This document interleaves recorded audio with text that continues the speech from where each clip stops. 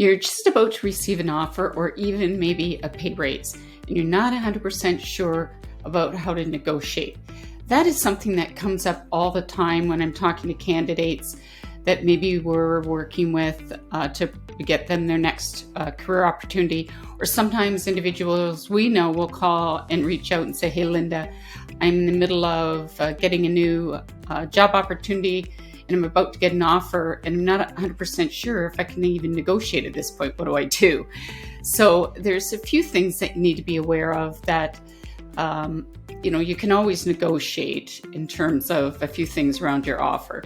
But one key thing that I want individuals to keep in mind, if you've already discussed what it is that you're looking for in terms of, salary expectations, vacation, maybe flexibility in your work hours, those sorts of things. If your job offer comes back with exactly that, there's a fine line between whether you should negotiate for more. And the reason I say that is because they will look at it and say, well, this is what you said you wanted, and this is what we've given you. Has there been a breakdown in communication here? So one of the things that we do when we're working with individuals is we talk to them right in the beginning. What is it they're looking for? What do they want for their next career move? What would it take for them to leave their current job? So we make sure we get that right in the beginning, and we do that negotiation upfront with the candidates before we even presenting them to the employer. Now, if you are on your own and you've been approached by a company and they're talking to you, the recruiter's asking you, their internal recruiter's asking you this, and then you're in the interview process and the job starts to change and they ask you about doing some other things, and you find out that there's a little more to the scope, there is room to negotiate along the interview process. Now, say you get the job offer and you realize that, yes, they've given you what you wanted, but when you were talking about the role and what the scope of it was, it really has changed. Now, one of the things that sometimes is happening is this is a hot market and candidates are highly sought after. And yes, you may be getting approached about some other opportunities, and say this job is offering you $150,000 and you are now getting offers at 160 or 170, whatever it may be. And you have an option to take that job, the other opportunity, but you really like this organization that you've been approached to join and they're only offering you 150. You can say to them, look, this is my situation. As you know, I've been interviewing with other companies. And by the way, hint number one, you want to keep them informed that you are interviewing elsewhere. Don't just all of a sudden surprise them and say, oh, by the way, I'm interviewing elsewhere. But let them know that you are all the way along the interview process. Don't keep that to yourself. And let them know that, look, at the other company is being very aggressive. They want me to join them, just like you do. However, I like your organization. There are many things about your company that I'm very excited about. And, be very positive, very upbeat the whole way in the interview process, but most importantly, around the offer and how excited you are about joining them. And point out the things about yourself that they really liked and that they have pointed out that you're the ideal candidate that they want joining the organization. So point out your strengths, point out the things that you've accomplished in the past, point out what you might be able to or what you believe your contributions can be in their organization, what your successes have been in the past, and what you can do for them if you join the organization. So make sure you're pointing out some of the 2-3 key top attributes and skills or accomplishments that they've pointed out. You want to sort of reinforce those as part of your negotiation tactics. And then you also want to say the things that they've mentioned about you that they have found really attractive for you as a candidate joining the organization. Just say, as an example, John, I'm very excited to join your organization. And as you know, I've been a successful sales leader for the past 10 years. I've built strong teams. I've exceeded our targets.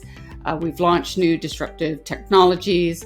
And, what I like about your organization is that you have a lot of products coming down the pipeline. You need a strong strategic leader that can hire talent that will be able to help us launch these products, grow the business. And that is something I've done in the past. And I know I can continue to do that and help you get where you want to get with the business moving forward. So just sort of bridge the gap between where you've been and where you're going and why they're attracted to you as a candidate.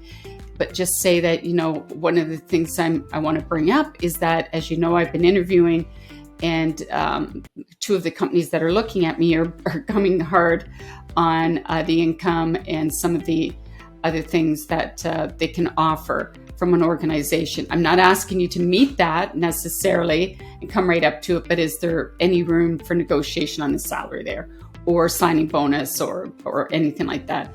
So they may not be able to do that. They may be limited in terms of what they can offer. You have to make a decision yourself if that's something that you can live with, but at least ask. If you don't ask, you don't get. So don't be afraid to do that and just see where they stand. And but ask, and then just sit there and don't say anything. As you know, as a sales leader or business leader or even sales rep or anybody, if you keep talking, you talk yourself right out of an opportunity. So just sit there and listen after you've stated what you think is important and see what they say. They may say to you, let me give that some thought and I'll get back to you within 24 hours. That's great. And then just say, I'd appreciate your consideration on this and I look forward to hearing from you. End of conversation. Okay, and that's it. But again, you want to be very positive. You want to focus on the strengths, the opportunities, why you want to join the organization, and thank them for the opportunity. Again, use the same strategy. If it's for a pay increase, like you're getting a new job opportunity, you want to make sure that that's in line with what you believe that your worth is if you're given extra responsibility in your own organization. The tactics work the same. You want to point out what you have done for the organization, and they're looking for you to take on a new role and responsibility, and what their goals and objectives are, and what you can do to help them. I hope these tips have been helpful, but like I said, you want to remain positive. You want to point out the strong contributions, why you're very excited to join the organization or take on a new role. And then also know when the point is that you say nothing, so that they can ponder and think about what it is you've said, and that they understand that you're negotiating here, that you're not trying to, pull a fast one. And the reason I say that is because if you've communicated all the way along in the interview process, whether it's been with an internal or external recruiter or a hiring manager, there's no surprises. So that's really important. Communication all the way along, where you're at with the interview process. Are you interviewing with anyone else? Is there anything that you need or that stands out that is not in line with what you're looking for? That's what's important, so that when you go to negotiate or you're getting an offer, there usually aren't any surprises. And there shouldn't be too much you need to negotiate when it comes to the end when you're getting an offer. That's what's key. I hope these tips are helpful. Take care.